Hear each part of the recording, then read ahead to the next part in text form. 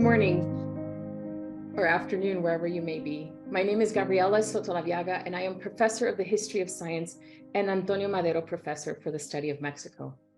Today's talk is part of a series, Food Security in the Americas, and part of the larger programming at the David Rockefeller Center for Latin American Studies. It is a real joy to be able to have these two scholars with us today. When we think about monocropping in the 20th century or early 21st century, we tend to think of bananas or wheat or beans, but not these beans. One of our speakers today begins their book with an image of riot police confronting farmers and the ensuing deaths that happened. The slogan, La soja mata, soy kills, however, referenced more than that single episode. Our other speaker and author also begins their book with a scene of protest centered around soybeans, social movements, and genetically modified crops. How can we explain the intensity of these movements for a crop which, compared to, say, bananas, coffee, and wheat, is a relatively new Latin American crop commodity? Are soybeans built on similar infrastructures of labor and land inequity, or is something different taking place? What exactly can a focus on soybeans, which are carpeting the region, reveal about Latin America today? Soybeans are one of the fastest growing monocrops in Latin America. They also need uniformly horizontal spaces to grow. This, together with pesticides, is a key issue. Displacing traditional Latin American crops, soybeans recreate, however, many of the same issues: land struggles, water scarcity, deforestation, pesticide exposure, while their industrial scale creates new and vexing political and environmental problems. Examining two countries, Paraguay and Argentina, these two scholars illustrate how soybeans become integral to the daily life and death of communities, regions, and countries across the Southern Cone. In short, today's talk is a firm statement that to understand the globalization of food, we must first understand the politics, history, ambitions, and concerns of local places. We have two experts who will show us how they have done this. First, we will have Dr. Kregg Hetherington, who is a political anthropologist at Concordia University, specializing in the environment, infrastructure, and bureaucratic state. His recent book, the fabulous The Government of Beans from Duke University Press, was awarded the Rachel Carson Prize from the Society for the Social Study of Science, as well as two other prizes in critical anthropology and environmental anthropology. He's also author of two previous monographs and an edited volume, Infrastructure, Environment, and Life in the Anthropocene. Hetherington is director of the Concordia Ethnography Lab, where he runs a collaborative local project called Emergent Waters. And with that, Professor Hetherington, I pass it to you. Well, thank you so much. First of all, just thanks for this opportunity, Gabriela, and thanks to Pablo for being here, and Jimena and Paula for making all this happen. It's a real honor to be able to talk about this. I'm in the process of moving, so I'm in the kids' corner of my basement right now. It's a funny backdrop, but I thought I would start by saying, as Gabriela just said, Pablo and I started from very similar places when we started our research, and in a sense, the phenomenon, this massive soy monocrop that is covering much of Argentina and Brazil and Paraguay, Uruguay, parts of Bolivia as well, can look very similar from different places. We also started both of our research from a kind of critical vantage point, in the sense that we were allied with activists of different sorts, trying to think about what was wrong with this. And so there's this kind of litany that I think people will probably be familiar with, about how soybeans on the one hand are these agents of deforestation. They are part of what is causing a lot of erosion, but also the changes in water levels in rivers in South America. They're also drivers of land grabbing, of rising rural inequality, of people moving to the city, And in many places, this takes the form of really explicit violence against folks who are living in these different areas.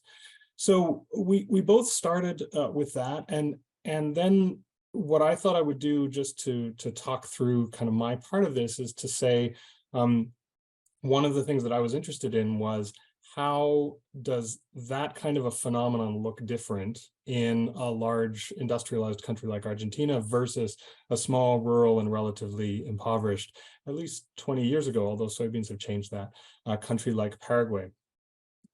So the story that I worked on for about 10 years was this story about how soybeans had transformed Paraguay as a political place.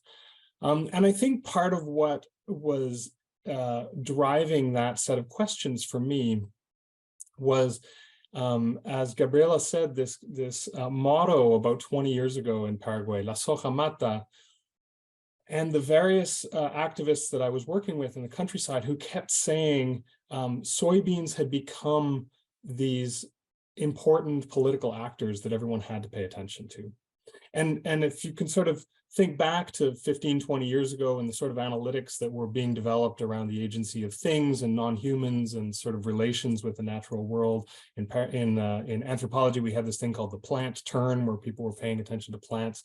This seemed to be part of that, but it was also something different. And I really struggled to try to find a way to think about what are soybeans that have landed in these parts of Latin America and so radically transformed the way people live and the way people organize. So the story that I tell in the book is really a story about trying to think soybeans as a character, as a political actor that moves through these different ways of being. And I'm just going to share quickly. This is the oh, somehow it's disappeared. Okay, I will share in a second. The cover of my book is a picture that happened partway through the research. There we go. And it really, I think, demonstrated at the time this kind of phenomenon that we were starting to get used to in Paraguay, but this was sort of the biggest visual representation of it, which was the fact that the state, which at this point had been trying for many years, or claiming to be trying to regulate soybean agriculture and the various kinds of harms that it was creating, had sort of turned itself inside out.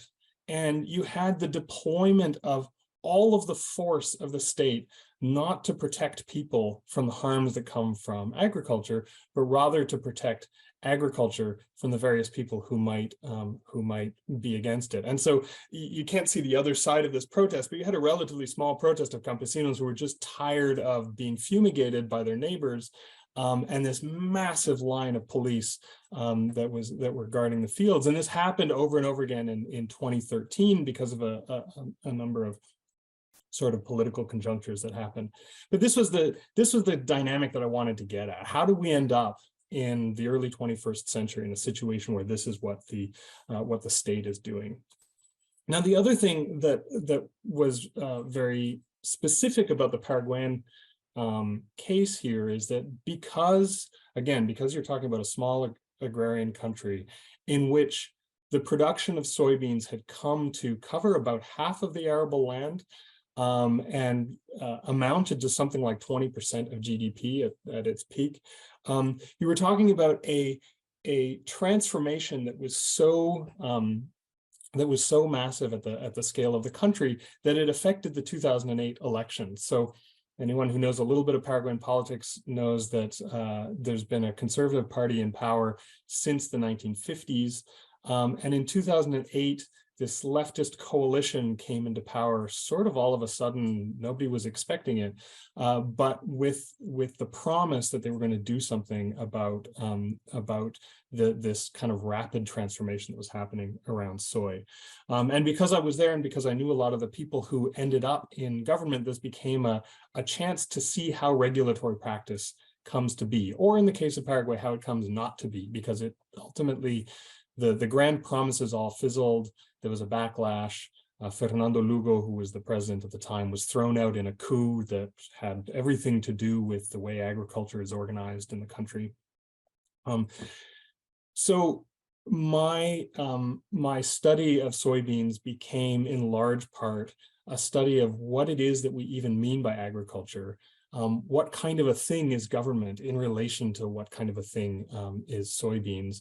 And how far can we take the sort of imaginary that if only we know what's going on in a phenomenon like this, if we know it a little better, we'll be able to control it a little better through the regulatory apparatus. So I ended up doing a lot of work in relation to soybeans, actually being a project about what governments know and what they don't know, and how it is that we come to know something like this. One of the things that I found while I was doing the research in the governmental apparatus was that this was sort of massive confusion all the time, which is totally explainable by the phenomenon and the scale of the change that was happening. So this kind of massive confusion led to thinking, well, maybe we should stop imagining that we can have simple stories and simple answers to things. And even though this ended up in this kind of regulatory failure, what I was really interested in was, amidst all of this confusion and failure, was watching certain people finding small incremental ways to change things. So little aspects of small laws that would change the way that pesticide drift was treated in certain parts of the country, or small changes in the equipment in a laboratory that would allow you to test for water contamination. These sorts of things ended up being the small stories about how regulation does work, even in the face of large failure.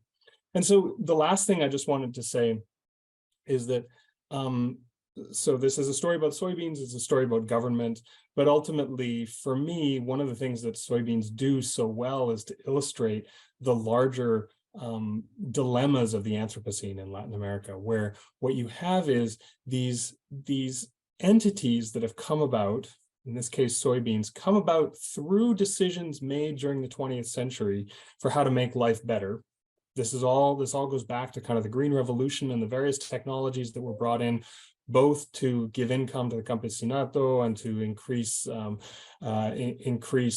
the amount of food available for everyone. All these things are these sort of incremental things that happened in the 20th century and gathered this kind of momentum where by the 21st century, they've become this environmentally destructive force that we don't anymore have the sort of governmental wherewithal to actually deal with. And so I do think about my whole take on soybeans as being a bit of an allegory for the South American Anthropocene, how we think about the environmental problems ahead and the inadequacy of the government structures that we have to deal with them. And I'll stop there and I'll pass it on to Pablo.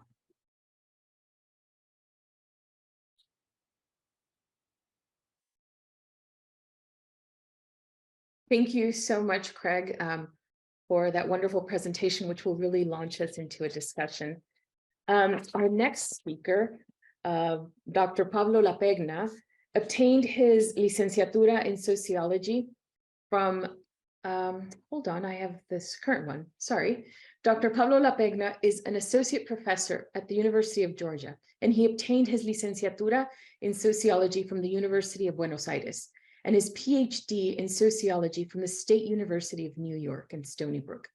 He teaches and writes about social movements, environmental issues, critical agrarian studies, and global processes, with a focus on South America and using qualitative methods. Soybeans and Power, this equally terrific book, won the 2017 Best Book Award of the Sociology of Development section of the American Sociological Association. He's currently working on a new project about herbicides in Argentina, in collaboration with Dr. Joana Kunin from CONICYT and the Universidad de San Martín in Argentina. This project focuses on how farmers reconcile the economic benefits afforded by their use of herbicides in genetically engineered crops and the claims about the environmental impacts and health risks of pesticides. Thank you so much, and the floor is yours. Well, thank you very much, Gabriela, Craig, and Jimena and Paola for organizing this. It's great to be here again in Dr. Class in a way. Oh, sorry, this is the end of the presentation. I should start at the beginning. So as you can get a glimpse right now, as I'm moving this, my presentation is slightly different than Craig's. What I want to do is I want to give you an overview of soybeans in Argentina, and towards the end talk about its relationship to campesino social movement or peasant social movements. And what I want to start with is with the technical aspects or the materiality of soybeans. You can see the screen, right? So, we are talking about GM soybeans, and that refers to, in case somebody here doesn't know it, it refers to genetically modified soybeans. And I talk here in this slide about a GM soybean assemblage because the seeds of soybeans are genetically engineered to resist an herbicide, and that greatly simplifies production, but that comes with a whole package, meaning that these seeds have to be planted using this machine called no-till sowing machine. Then they have to be sprayed with glyphosate, which is an herbicide, using a crop duster or a mosquito, this machine that you see here, and then they are harvested with a combine and other kind of machinery. So it's a whole technological package or paquete tecnológico, and I'll return to this later and hopefully in the Q&A. But the point here now is that this new technology greatly changed agricultural production in Argentina. And to illustrate that, I want to just show you two graphs that encapsulate that change. So the first one that you can see here is the area planted with soybeans in Argentina. On the vertical axis is the amount of hectares, and you can see through time how the area planted with soybeans grew through time. The red dotted line is when soybeans were introduced in 1996. And the other graph that I want to show you to tell a longer story in a few images is the use of pesticides in Argentina. So here you can see again from the 1990s until recently how the use of pesticides in Argentina, glyphosate, this herbicide, but other pesticides as well, grew through time. On the vertical axis, you can see the thousands of tons of pesticides. And today in Argentina, around, this varies from year to year, but around 20 million hectares are planted with soybeans. That's half of the agricultural land in the country. To give you an idea where Gabriela is in Massachusetts, this is the equivalent of 10 times the size of the state of Massachusetts for comparison. And that is 50 million, that represents 50 million tons of soybeans in any given year. Virtually all of this is exported, and this is 25% of Argentine exports, around $20 billion. If you add to soybeans other agricultural products like corn and wheat, that's around 50% of Argentine exports. So it's a huge sector in Argentina. Virtually all of these soybeans are genetically modified, and that means that they are sprayed with glyphosate, this herbicide, using these machines that you can see here at the bottom. So if we see this in geography, and this is part of the story I want to tell today, this production of GM soybeans started in mid-1990s here in the Pampas in the center of Argentina. These are plains. For just those of you familiar with the United States, it's an area of settler colonialism and not that different from the Corn Belt in certain respects. And it's an export-oriented area with commercial agriculture. And what it changed, and getting close to my case, is how this expanded to the north. So it's concentrated, as you can see in a map here. The darker the area, the more soybean production. So it's concentrated in the center of Argentina in the Pampas, but it moved to the north in the early 2000s. And that had a series of social and environmental impacts that I unpack in my book, published in Argentina as La Argentina Transgénica. And those consequences created what I call in the book the dark side of the boom, the soybean boom. And these are not that different from what Kregg was referring to, meaning that the impacts in the north of Argentina were violent land evictions of peasants and indigenous families and the killing of some peasant activists in the north of Argentina. There were also a number of ecological problems like deforestation, contamination of water streams, and the appearance of herbicide-resistant weeds that cannot be killed with glyphosate.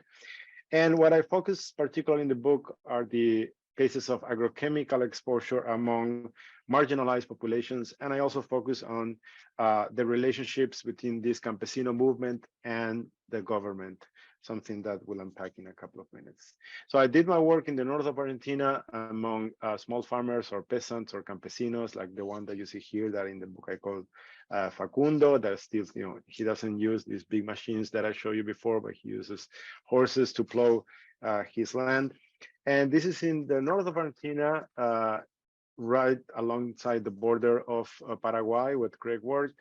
And what happened here is that in the 1990s, the neoliberal policies really withdrew the support for agriculture.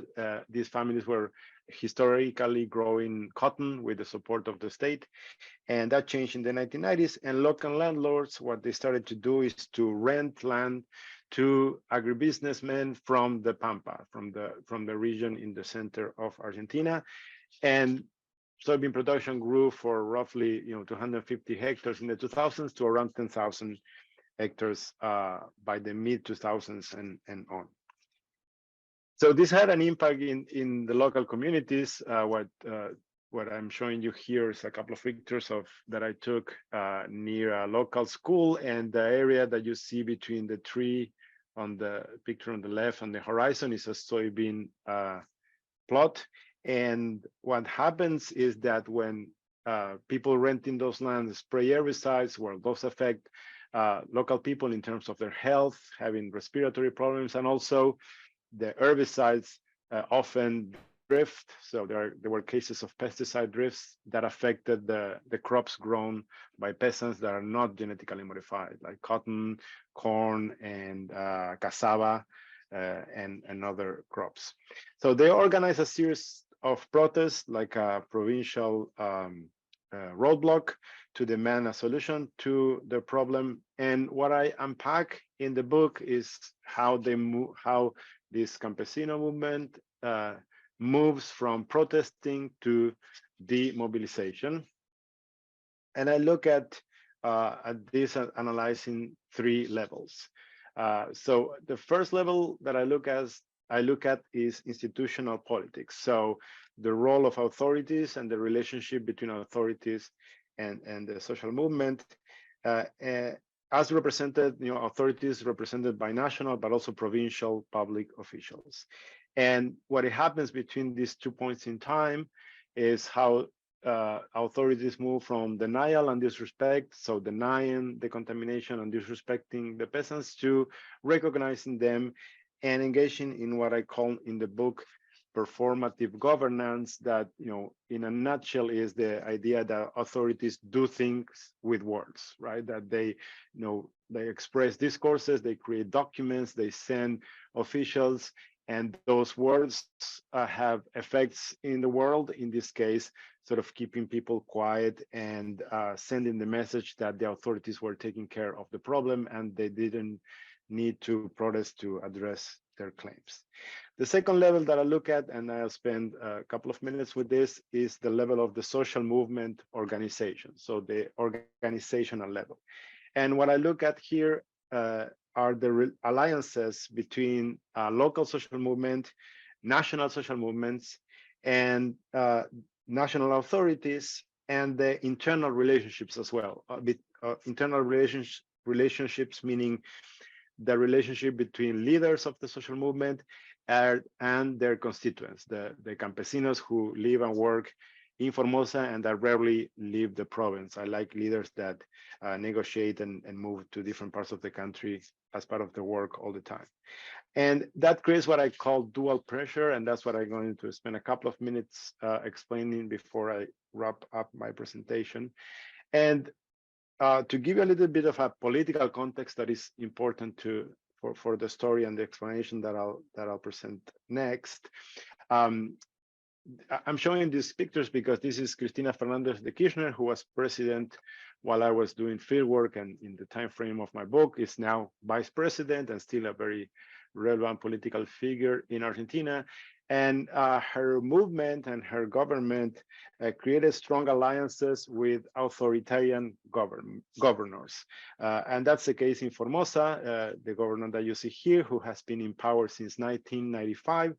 So 20 years, uninterrupted years as governor in power. And this is important because in this province, like other provinces in Argentina, definitely like in Paraguay, like in the case of Kregg, these provinces are a stronghold of clientelistic practices, meaning that a lot of people depend on jobs provided by the provincial administration, and there are these logics of reciprocity, whereby the government, gives things to people or leaders or political figures in exchange for political support. And the peasant movement that I studied tries to stay away from that clientelistic machine, tries to struggle to keep their autonomy, but nonetheless, their practices and their language is imbued with this logic of clientelism, specifically when it comes to reciprocity. And that's what I want to explain next, because what happens here is that the national government is allied to the provincial government because they need their support in the Senate and in the Peronist party, but they also support the local peasant movement, right? So the national government supports both, but the local peasant movement and the provincial government are opposed and in constant tension and conflict because the movement wants to be autonomous, the governor wants to control everything that is political in the province. And the problem that this creates is what I call this dual pressure on the movement. So let me walk you through this and then I wrap this up. So what happens here is that people participate. Let me start at the bottom. So the constituents, the people who participate in the movement, who mobilize when they organize a demonstration or a protest, they want to voice their rights, but they also participate because they want concrete benefits to make ends meet. And they create this demand on leaders to deliver welfare resources and solve everyday problems, right? So in order for the movement to fulfill those demands, and because of ideological also connections with Peronism in Argentina, that's a parallel story. But the peasant movement supports the national government and obtains welfare resources from the national government and from a national social movement organization. So what happens is that these expectations of the constituents create pressures from below to deliver, and these relations of reciprocity between the local peasant movement and their national allies creates pressure from above, because there's among leaders, there's this feeling that they need to reciprocate, they need to respond to the support that they get from their national allies. So I'm telling a long story in a very short time, but what I want to finish is with the third dimension that I look at in the book. So I look at politics, I look at the social movement organization and their internal relationships. And the last aspect that I looked at is focusing on people's stories and people's words, are their subjective strategies and their emotions, and how people move from being enraged and that fueling their protest to feelings of despair and accommodation and thinking that they could get things done by negotiating with the government rather than confronting the government. So I'll stop there. And I will love to hear your comments and questions. And thank you very much for your attention. Thank you so much, Pablo. I know that we are often here in the United States ridiculed for the measures that we use, but I will probably never forget that it takes 10 Massachusetts to measure the amount of land that is planted with soy in Argentina. So thank you for that tidbit. The way we will do this is that I will start off the conversation with a series of questions, and then we will open it up for Q&A from the audience. If you have any questions, you can at any moment begin to type in your question into the Q&A just simply by clicking below, and you can submit them there. So I have so many questions because it's really a wealth of information, and what a treat to be able to have both of you in conversation with each other, to really be able to gnaw on what I see as many similarities, but also key differences with your particular cases.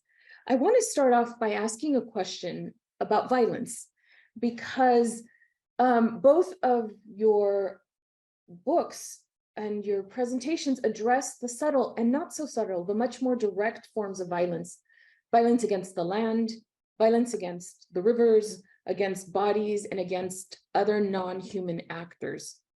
So I was wondering if you could engage a little bit deeper with the role of violence, both from the state or ecological violence, that your case studies highlight and that make a larger contribution. Kregg, you mentioned this in your presentation, that many of the reforms that were done in the late 20th century, we are seeing the impact today. So if you could tie in a bit of the role of violence to attempts from earlier moments, or if they're very specific to the 21st century and this particular crop.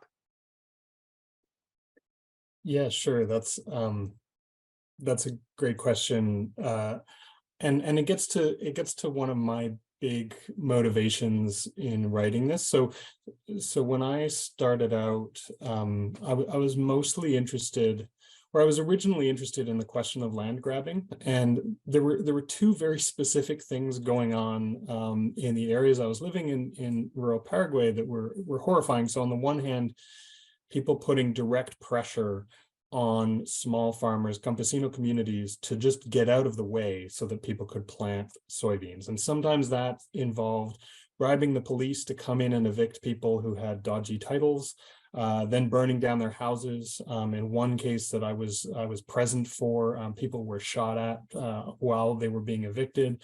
So people were dying in this form of direct violence that was all about just trying to expand the crop as quickly as possible.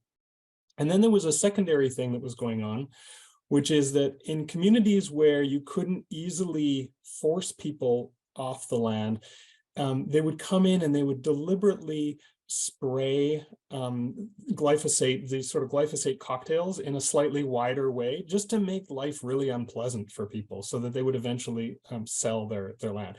And so these were the two things that people were mainly complaining about, and I was really interested in the relationship between them, but then in also thinking further out at the less visible stuff that was going on in other spots, like the deforestation, like the channeling of rivers, and all of these things that were killing other life forms. And were sort of integral to the whole package. And so a big part of my study was actually a meditation on the way that violence works in agriculture in general, and the way that starting in the 50s with the Green Revolution, you had this kind of acceleration of the technologies of killing in agriculture. And that sounds maybe grand, but if we think of, all agriculture is about making something grow at the expense of something else. And every time you pull a weed, you're killing something so that something else will grow. And part of what happens in the Green Revolution is you get all these chemical and mechanical ways of accelerating that process, so that you're just killing things at these massive scales in order to plant monocrops. And if you add to that, so you've got to kill the pests, you've got to kill something like glyphosate, actually, which in Paraguay people affectionately call mata todo, because it really kills all the things that are not genetically modified in a specific area. These become these technologies for mass killing that allow things to accelerate in this big way. And if you think of the pests and you think of the weeds as sort of similar to the campesino community that you're just trying to get out of the way so that you can plant your soybeans, then it all becomes this kind of continuum of the technologies of killing. And what I wanted to do with that reflection was to think that there are, if agriculture is always going to involve prioritizing some forms of life over other forms of life, there are nonetheless more respectful and relational ways of organizing those relationships of violence and thriving that we seem to be moving away from very rapidly with something like genetically modified soybeans, which are these sort of apotheosis of a killing technology that destroys everything in its path. Thank you so much, Kregg, for that really compelling response that I want to go back to. But first, I'd like to hear from Pablo. Yeah, what I want to add to what Kregg was saying is 2 points on this. So one is, what some people call slow violence. There's a writer, Richard Nixon, who writes about this, and I think this is key to understand how sort of more subtle or invisible or slow, slow forms of violence, in the sense that this exposure to herbicides, can happen, like very dramatically all at once, like with other crops being wilted and people getting these strong effects in their bodies, but also can happen very like slowly in ways that you can barely notice. And when I want to add to that, which is connected to my new project, is that farmers who grow these soybeans, right, in the center of Argentina, in the plains, in the pampas, they are also exposed to these herbicides, right? So the farming towns that are not like the campesino communities that sort of the campesinos community get the sort of short end of the stick, right? They barely see the benefits, or maybe they see them indirectly through the welfare resources that the government gives to them, in part with export taxes on soybeans. Soybeans in Argentina are taxed at 35%. So, if you export soybeans, 35% of that rent goes to the state as an export tax. But in the towns that farm soybeans in 400 hectares, 1,000 hectares, like mid-sized farmers for Argentine standards, they're also exposed to these slow forms of violence. So that's one aspect of violence that is less evident than the physical, explicit violence. And the other one, and I finish with this, I think there are forms of symbolic violence in Argentina, right? And this is, I think, one difference between Argentina and Paraguay that maybe is worth underlining, that, I was in Paraguay doing fieldwork like many years ago in 2001, so like, a completely different country probably. But one thing that stands out to me coming from Buenos Aires, Argentina, is how, peasant organizations have like an intense visibility and participation in political and social life in Paraguay. And in Argentina is so different, right? In the sense that, and that's what I referred to symbolic violence, this concept of Pierre Bourdieu and others, that, peasant life and small farmers in Argentina writ large are barely registered in mainstream agriculture, in public policies, in even like discourses in Argentina. And I finish with this. I remember this anecdote of when I was doing fieldwork back years ago, and this friend of mine who's like very progressive, he's a union leader, and I will tell him like, oh yeah, I'm going to Formosa to do fieldwork, and he's like, why are you going to Formosa? There's nothing there, right? Like, so it's this idea of like these areas, these indigenous and campesino areas of Argentina being barely registered in like the national conversation, and also in the center of Argentina, in this, the stronghold of export agriculture, right? So that aspect, I think, is important, symbolic violence as well. Thank you both. I found it really interesting in your responses, for example, Kregg, when you were talking about the Green Revolution as an acceleration of killings, and Pablo's telling us about the slow violence, the more subtle forms of violence that are slow, both on the body and on the land. Which leads me to a different question. This one's about regulations, because your books, both of them, are also in ways a dialogue about the lack of regulations and regulations that are not effective, or keeping them in place or dismantling them. And often we don't see environmental tragedies until much later. we don't see the impact of deregulation until the future.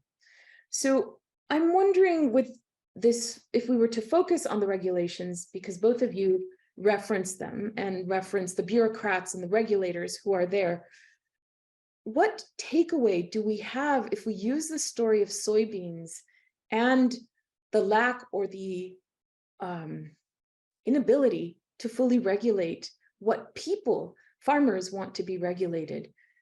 Can you extrapolate a larger meaning to this? And I'm wondering if this time we could start with you, Pablo. Sure. So two things I may say about that from the top of my head. One is that how much the Argentine government, particularly the national government, but to some level subnational governments as well, they have this sort of ambiguous relationship with regulation, meaning that the national government, on one hand, it heavily taxes soybeans, as I was saying, at 35%. But at the same time, they don't intervene, or they barely intervene in terms of regulating more in the territory, in the more sort of material aspects of soybean production, right? So I was doing field work in Argentina a couple of weeks ago, actually, and I was going to these like relatively prosperous areas where farmers may have like machines that are like worth like $300,000, $500,000, and the roads were so crappy, where like dirt roads that you can barely like go through. It was a drought, so if there was mud, we couldn't go through with our car. But like, and I can talk about drought later if you want. That's another interesting aspect, talking about climate change.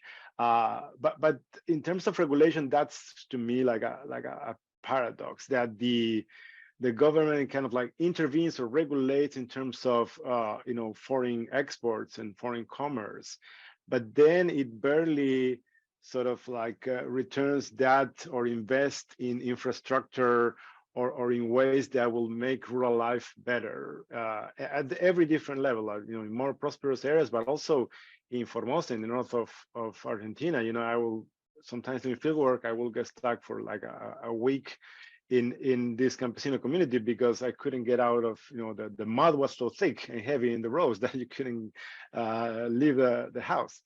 And on the other side, like now talking with farmers, with commercial farmers, I've also found interesting that they have this very ambiguous relationship with the state. And I want to say one word about like pesticide drifts about that. Like on one hand, they're very critical of the state and regulations because of this like intervention in the economy and this heavy taxing on them. And there's this sort of, if you want, neoliberal discourse, a free market discourse, right? But at the same time, they demand intervention of the state, because what they say is like, why I should be careful with the way that I spray herbicides if my neighbor is not careful. So the state should, like, what they're telling us is kind of like, we need the state to regulate in a way, because like if we have this, if you want this Leviathan, on top of everybody and like, controlling everybody, there's an incentive to do things well. But if nobody cares, why should I care about like sort of like paying an extra hour to my rural worker to spray herbicides and be more careful because that takes more time, if nobody will control my neighbor who will do things in a different way. So for now, that's what I will say. Thank you so much. And Kregg? Yeah, I think I just want to put a small note of contrast for people who don't know the cases all that well. One of the big differences in Paraguay that is worth noting is that 400 to 1,000 hectares is a massive farm in Paraguay, and usually, I mean, there are larger ones now, but when those farms of that scale started to appear, they were mostly owned by Brazilians and Argentines coming across the border with a different level of capital than what your average small farmer in Paraguay had, which was 5 to 20 hectares, let's say. And so actually the confrontation here between campesinos and soy farmers is also often an ethnic, a linguistic confrontation, but these are populations that see themselves as very, very distinct from each other. And the relationship to the state is really important in that sense. Although I'd say it's very familiar what Pablo is saying. There's this incredible ambiguity on all sides. On the one hand, campesinos are totally distrustful of the state. Fair enough, because the police keep coming and shooting at them. So that's one version of the state. On the other hand, they keep desiring the state to come in to regulate what's going on, so that they're not exposed to pesticides from their soy farmer neighbors. And there's this whole complication of campesino organizing that is very state-centered. It's really about demanding things from the state at the same time as constantly claiming that one distrusts the state. But on the other side, and I think this is really important when it comes down to thinking about regulation and stories of deregulation. I think this is true everywhere, but it's particularly acute in a place like Paraguay, where the regulatory apparatus sort of barely existed until 20 years ago.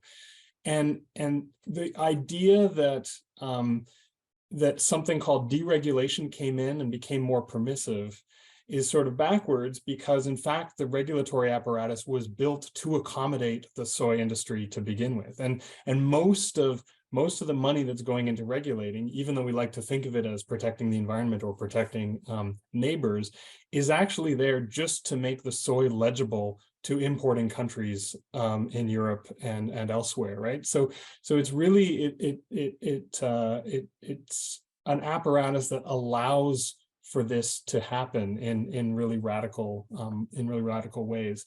And I think there you get the kind of weird ambiguity from the side of the equation that's the soy farmers themselves, who are, outwardly libertarian. They say they don't want to have anything to do with the state. They hate the fact that the regulators are showing up, but their own lobbying organizations are the ones that are creating the apparatus that is then going to regulate them, because at some other structural level, they fully understand that you could never export unless you had, people checking the silos and people stamping the export registries and all of this kind of stuff. That infrastructure needs to happen.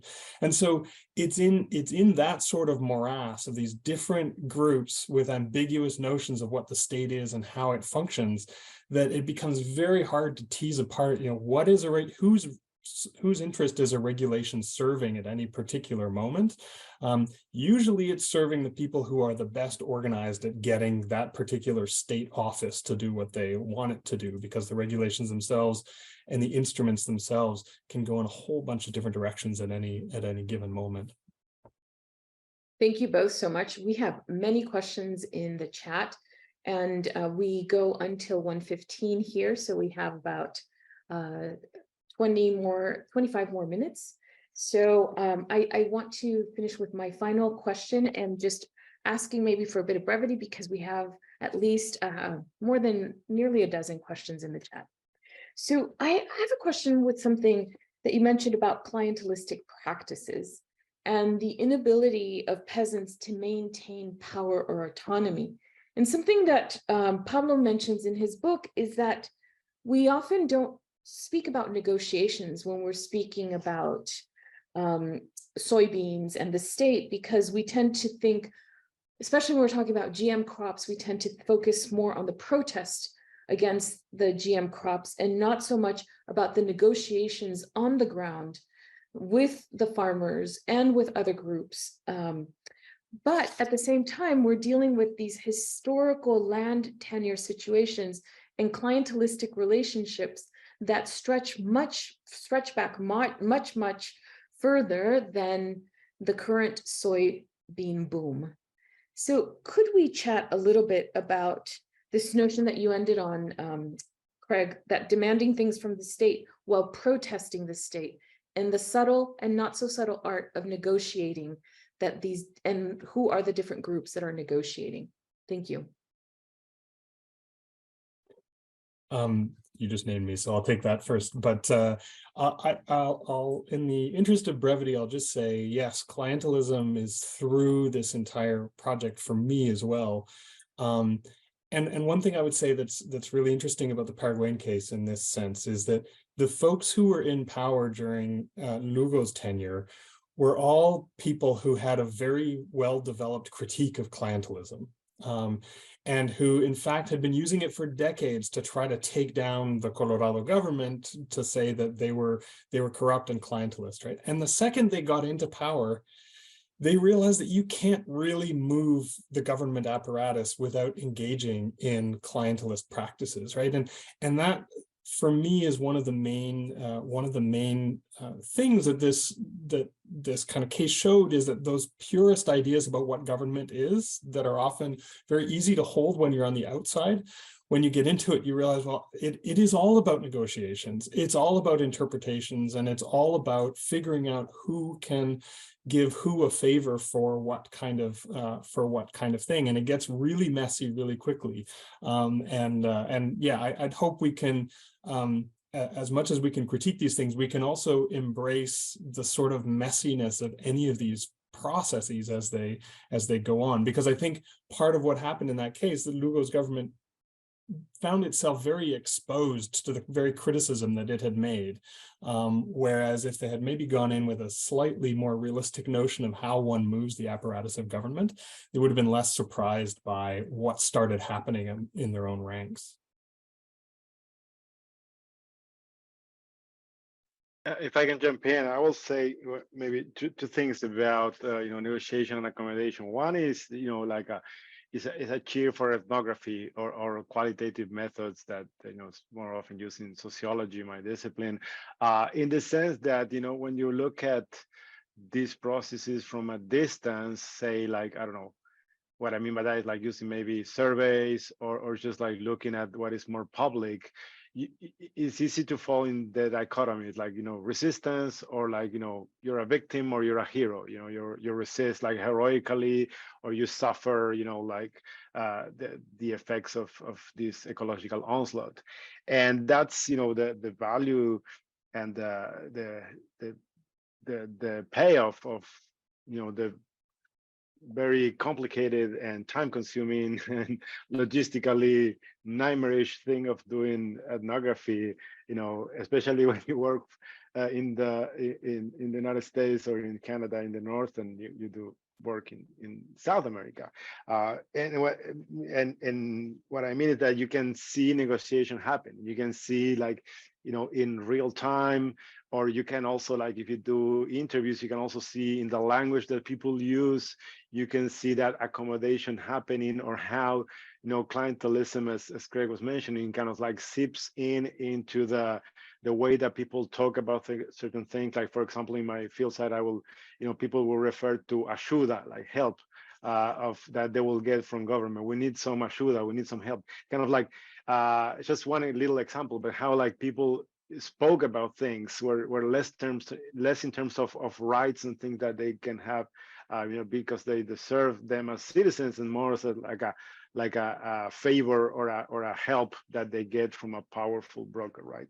And the second one about accommodation, I think it's also important to look at that, to be mindful of how power is relational. And by that I mean, it's kind of like, also, if you look at things from like the newspaper headlines, or from, like, splashy documentaries, which are also useful, but for other reasons, you can fall very easily into explanations like co-optation, or terms like that to me are not very helpful analytically, in the sense that what I mean by relational is that it's not that, as I was trying to briefly show with my presentation, it's not that leaders say like are like sell-offs, or are just kind of like say like throw their hands in the air. It's relational in the sense that the people, the members of the movement have certain demands on them, and the leaders,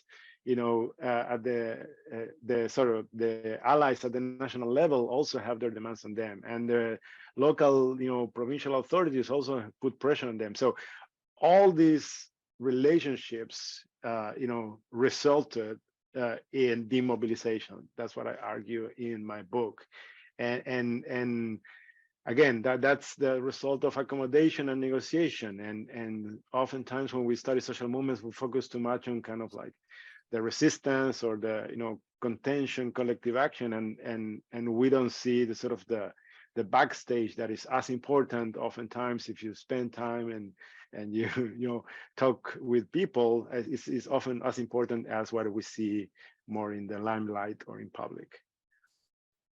Thank Can you I both. just put one last little point in there? I think it's important when we talk about clientelism in Latin America in particular that clientelism is one of the reasons I want to make the point that it's everywhere in government practice is that it's so often used as an accusation against poor people in various ways, right? So on the one hand, you have these in Latin America, you have people living in the city talking about the countryside or talking about the slums as places where clientelism thrives because they've been able to cover up the fact that it's thriving in their own milieu. And then analysts in the North do the same thing to Latin America as a whole, thinking about it as a place where clientelism works, when I can do the exact same kind of analysis of municipal government in Montreal and find those exact same sort of contradictions, but also the people who are best able to slip out of being accused of being clientelist or being populists in different kinds of ways, and other people who seem to be more prone to being accused of that and therefore marginalized from a certain kind of official clean narrative of what politics is supposed to be. Thank you so much. And thanks for that intervention about the ubiquitous role of clientelism and not it being centered in one particular space. So thanks. I'm going to turn... let alone letters of recommendation in academia, right? So I'm going to try to get to as many of these questions as possible in the chat. I'm going to bundle two of them together, and with the intense drought swinging around GDP in Argentina and potentially speeding up a currency devaluation as they struggle to export and generate dollars, what is the role of soybeans as a driver of political and economic crisis? And I actually think both of you can answer this question. And there's a quick question, relatively quick. Have any North American companies bought land or become involved in soy production in either Paraguay or Argentina? So Pablo, why don't you take that first, and then we'll turn to Kregg. Yeah, I'll try to be short. So with the drought, yeah, that's something that in the new book manuscript that we're thinking with my friend and collaborator Joanna Kunin in Argentina, we're thinking about, in the sense of thinking about these non-human actors, these actants, and the climate is playing a key role, because like we're doing field work recently, and the drought is the lack of rain having a huge effect in the yields, but also in new actants appearing. Like there were these insects called the siete oros. It's kind of like a little insect that appears with drought and can have an effect on cattle. And what I will say about that is like, it goes back to what I was saying before, in the sense that now the government in Argentina and other political actors are registering like, oh, there's a drought, right? There's a natural world beyond kind of like the city, and they're registering that because now Argentina will have much less dollars because of these lower yields will result in less taxes and less dollars for the government. So I'm not very optimistic, but this will be an opportunity. I don't think that will happen, but if a boy can dream, I will say like this could be an opportunity for governments to, number one, look at the sort of the materiality aspect of soybeans more seriously, and secondly, to think about the agencies in charge of environmental public policies, not as a consolation prize. Like in Argentina, usually the environmental minister office is often like this sort of like marginal ally of the winning coalition, or somebody who's like never worked in environmental issues, and like they give this office to somebody just to give them something, right? And I hope that this show governments that environmental issues are not sort of like an afterthought, but in countries like Argentina or Paraguay or Brazil, for that matter, are directly connected to the lifeblood of the country in terms of foreign currency, in terms of the economy, and how they need to pay closer attention to things like climate change, to the environmental aspects of agricultural production. That's what I will say. Thank you so much. And Kregg, did you want to respond to that? Yeah, maybe I'll take that second question just to say, I think there's there is a certain phenomenon of land speculation, I think particularly strongly in Brazil, of North Americans going and buying large tracts of land in order to plant. And so you have these sort of Midwesterners leasing out land in the Amazon, and that's one phenomenon. But actually the role of geopolitics in soy production mostly goes through the control of, on the one hand, the inputs. So there's only a few companies that make these seeds and make these chemicals that are controlled by these property regimes, and the logistics chains that allow for the export to happen are all controlled by just a handful of companies, most of them again based in North America and Europe. And so it's important to think of the soybean actually as this global phenomenon, even if it's being planted in a couple of places that are really good for growing it. The markets are these global markets, and most of these beans are being exported elsewhere in order to feed the meat industries in Europe and North America and East Asia. And so thinking about who's benefiting and who is controlling it, the control through land is only one very small part of it. It's actually the control through these international conglomerates that's the more interesting aspect of it. Thank you so much for Kregg and for that answer, Kregg. And Pablo has put a book recommendation in the chat. And we have a really interesting question from Bridget about global food production and what global food production implies for those who are growing it. And she asks, can you please explain how monocropping is changing people's diets in these regions? How are peasants finding food for themselves? She states, I have always been curious about this as so much land has been turned over to monocropping. Is there hunger as a result of this? And Kregg, why don't you take it first this time?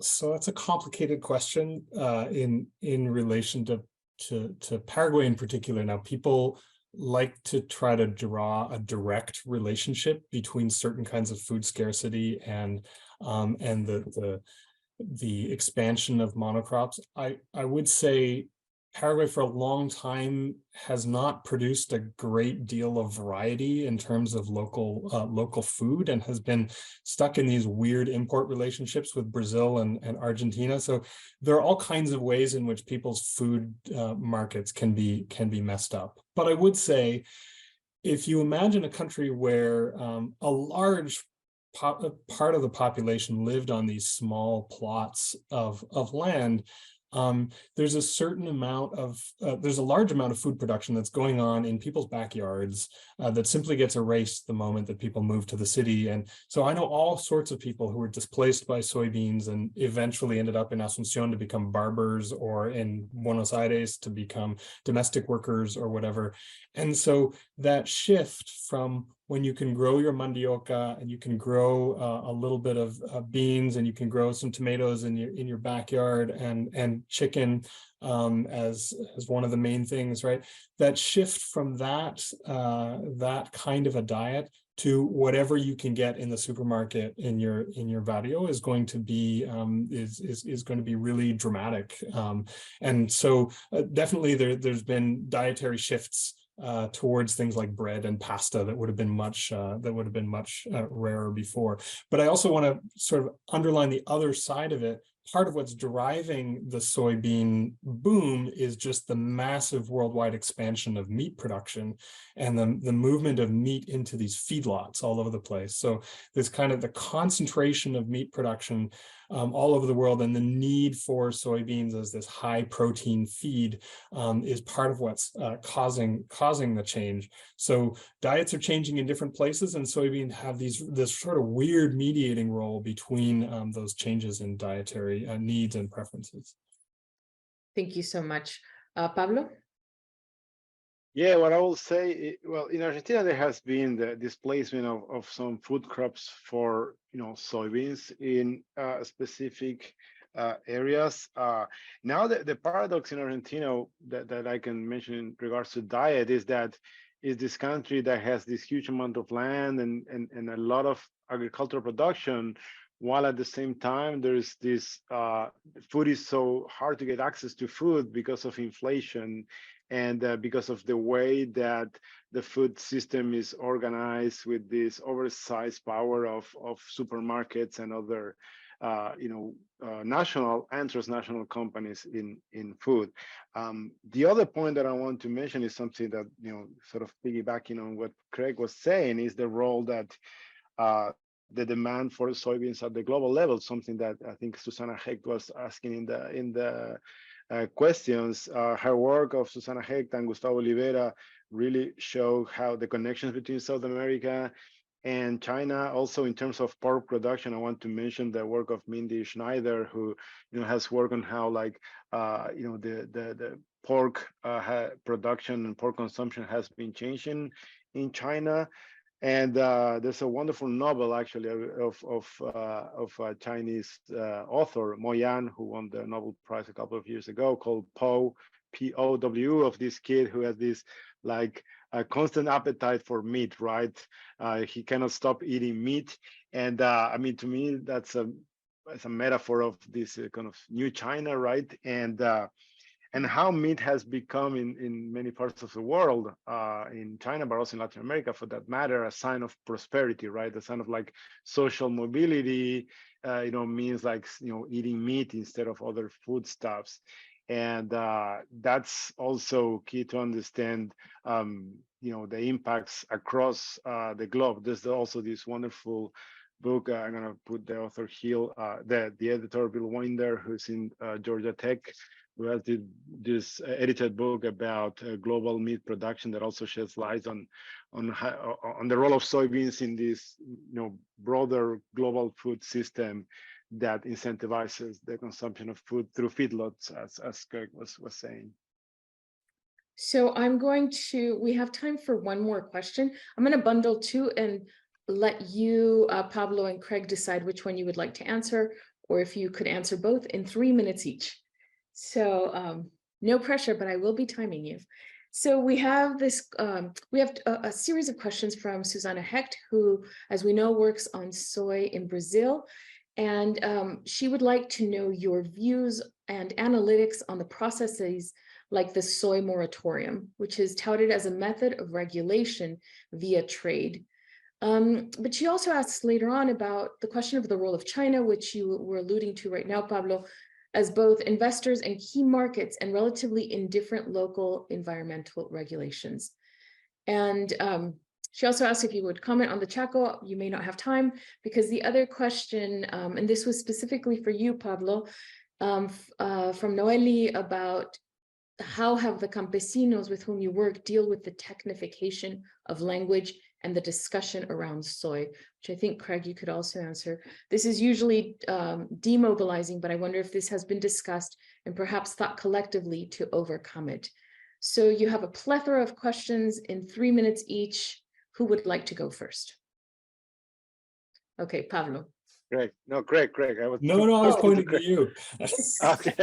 Okay. Well, the technification of language. I'm not sure if I fully understand or I can fully address the question. But what I will say is that in all these debates, how science has become sort of this complicated field of battle in which different actors with very different visions, often confronting, can claim science for their sort of like enlist science for their claims and their perspectives. So you know, peasants sometimes, you know, like, or people against pesticides more broadly, speak about the many cases of scientific works that show the impacts of herbicides.